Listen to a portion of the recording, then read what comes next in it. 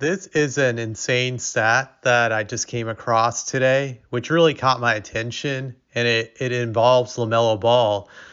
So this stat was calculated by this guy from Hoops Hype. I think his name is, yeah, I just want to give him credit. His name is Jorge Sierra of Hoops Hype. He calculated the stat, and the stat is that shots per minute, which is the calculation is field goal attempts divided by the minutes he play per game. So in LaMelo's case, he's shooting about, let's see, 24.5 field goal attempts per game while playing 33.8 minutes a game. And when you do the math, you divide 24.5 attempts divided by 33.8, you get the number 0.727 shots per minute. So he's taking nearly one shot per minute when he's in the game, which is absurd.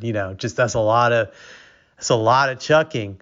And when you look at that number, according to Jorge, this is like the highest number for shots per minute since Wilt Chamberlain way back in 1965 when he was getting, let me see here, just trying to pull it up.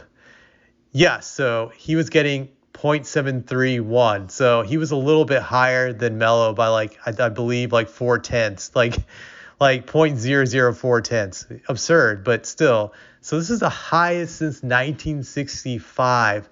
And not even Michael Jordan got shots per minute higher than LaMelo is getting right now, I believe. Actually, no.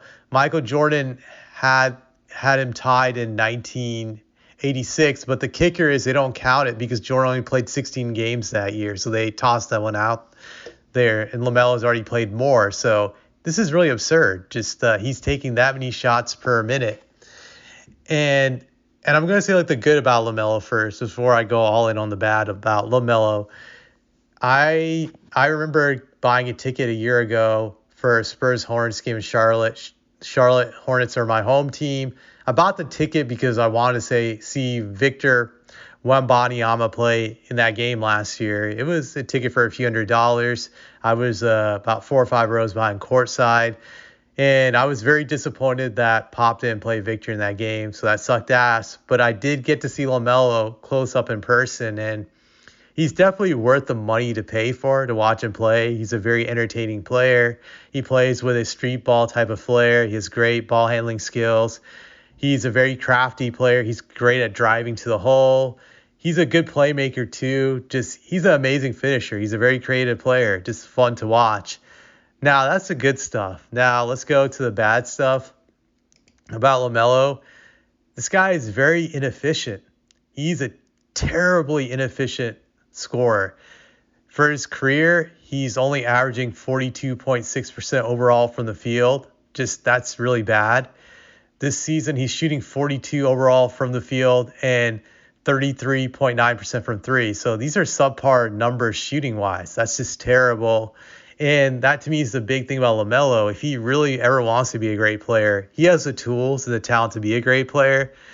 But it's really up to him if he wants to be a great player, if he wants to be mature and try to get better being efficient on the court, taking better shots, making better decisions, and finding ways to win games. I think these are all the next steps in his development to becoming a great player.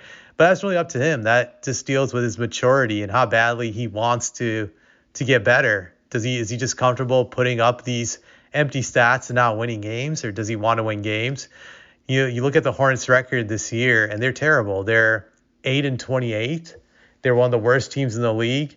And to be fair, LaMelo only played in 25 of those 36 games, but in the 25 games he played, they're 7-18.